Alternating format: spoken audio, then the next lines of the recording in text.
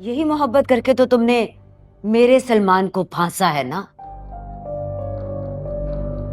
बीवी अगर शौहर से मोहब्बत करे तो उसे फांसना नहीं कहते। लेकिन जब बेटा अपनी माँ को भूलकर सिर्फ बीवी का हो जाए तो उसे फांसना ही कहते हैं। वो आज मैंने छोटी बीबी साहिबा के हाथ में एक ब्रेसलेट देखा था। क्या?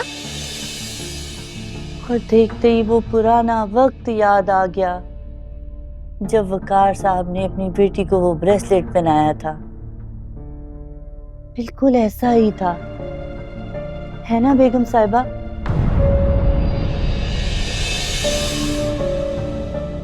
सरूज को मुझसे उलझने के लिए किसी वजह की जरूरत नहीं होती सलमान। लेकिन कोई तो वजह होगी ना। बस मैंने सिर्फ उससे इतना पूछा था कि तुम्हारा डिनर कैसे रहा, तुम्हारा मूड कैसा था सलमान के साथ। उसने आपको बताया नहीं कि बहुत अच्छा था? उसका लहजा ऐसा था जैसे जैसे मुझे उससे पूछने का कोई हक नहीं है। और जो मॉम के दिल पे चोट लगी वो? उसकी जिम्मेदार मैं नहीं हूँ। तो फिर कौन है जिम्मेदार? हाँ? वो खुद है जिम्मेदार, क्योंकि वो हर बात को खुद से एज्यूम कर लेती हैं। जैसे कि तुमने मुझे कठेरे में खड़ा कर दिया। तुम सवाल करते हो, मैं जवाब देती हूँ, क्योंकि मैं मुजरिम हूँ तुम्हारी। तेरे हवाले दिल कर दिया है, मेरी आशिकी को तूने जिद कर दिया है।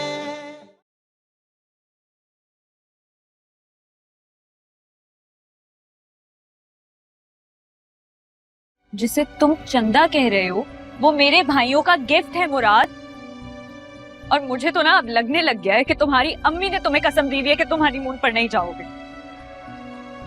तुम्हारी जिंदगी का मकसद सिर्फ अपनी फैमिली की जिम्मेदारियां निभाना है। मैं इसमें कहाँ एग्जिस्ट करती हूँ? और अगर कहीं नहीं करती ना तो फ्रैंकली स्पीकिंग तुम्हें शादी नहीं करनी चाहिए थी। मगर मुझे ये बदली हुई खामोश चुपचाप रहने वाली मन्नत बिल्कुल अच्छी नहीं लग रही। मुराद तुम्हें ऐसे पसंद करता है? मन्नत तो मुराद के साथ खुश तो हो ना? हाँ, ऑफ कोर्स हो सकता है, उसकी मर्जी। ठीक ठाक कमा के है वैसे।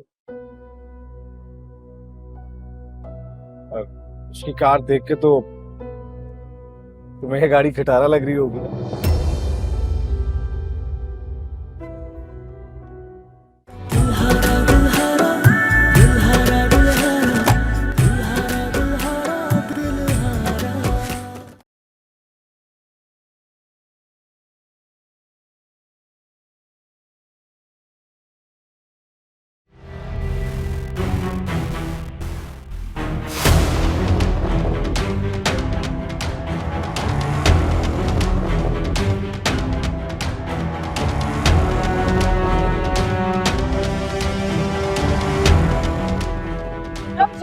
मैं नहीं जाऊंगी। छोड़ो मुझे।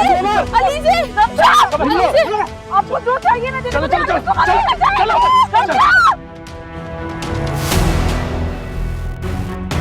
वो यकीनन किसी मुसीबत में, और अगर तुम्हें मेरा साथ नहीं देना तो मत दो, मैं खुद चला जाऊंगा। भाईजान,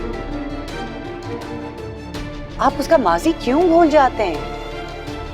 आप उसका माजी जाकर पुलिस को बताएंगे तो वो लोग भी हंसेंगे, हम बिला वजह की बदनामी होगी। वैसे हैरत भी हो रही है और तेरे लिए थोड़ा सा अफसोस भी हो रहा है मुझे। वो इस बात पे कि मुझे लगा कि शायद सिर्फ तू ही उसका एक आशिक, लेकिन और भी हैं यहाँ तो। बकवास बंद करो तुम। अगर रमशा के किरदार के बारे में एक भी गंदा लफ्ज कहा तो तुम्हारी जबान खींच लूंगा। और तुझे लगता है कि मैंने चूड़ियां पहन रखी? धोखा मुझे यार से मिला।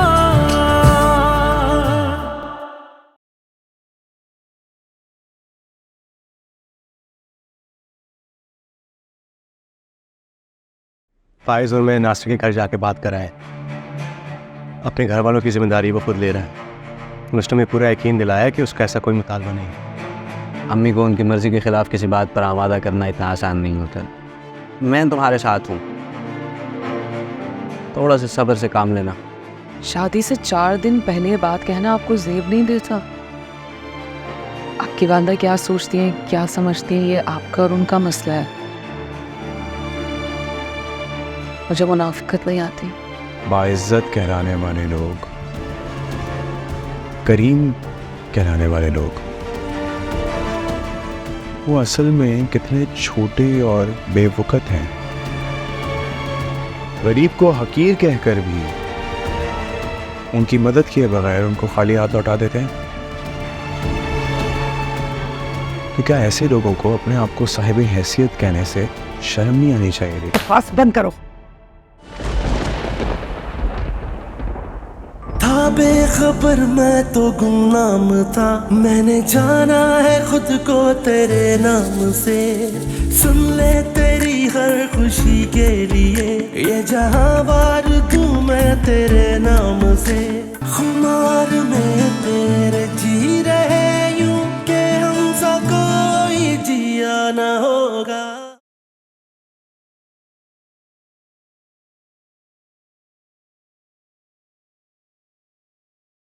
सलमान बार बार माफिया मांग रहा था, कह रहा था मुझसे गलती हो गई, मुझको माफ कर दो, एक और मौका दे दो।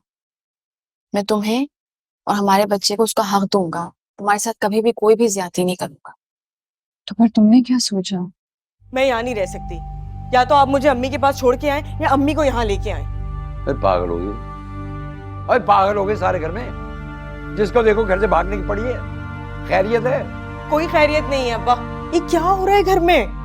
देखिए अगर आप मुझे नहीं छोड़ के आएंगे ना तो मैं खुद चली जाऊंगी। मैंने तुम्हें तो चीख चीख कर कहते थे कि इससे नौकरी करवानी है, एटीएम बनाना है। अब जरा सी बुराई है तो ऐसे हाथ झाड़ के पीछे खड़े हो गए हो। हाथ झाड़े यार, जा माफी मांग मुझसे पैर पकड़ के। कितना घटिया आदमी है तू। तुम बीवी हो मेरी, तुम्हें मेरी ताबेदार बन के रहना पड़ेगा, मेरी वफादार बन के रहना पड़ेगा। जान से मार दो लेकिन केस की तमाम तफसीलात सुनने और सबूतों को देखने के बाद ये अदालत ताज़ीरात पाकिस्तान के तहत मायरा राशिद कैसे मांगू टूटे तारे से दुआ। सही का फसल पक गया है, हम काटे तो अच्छा है।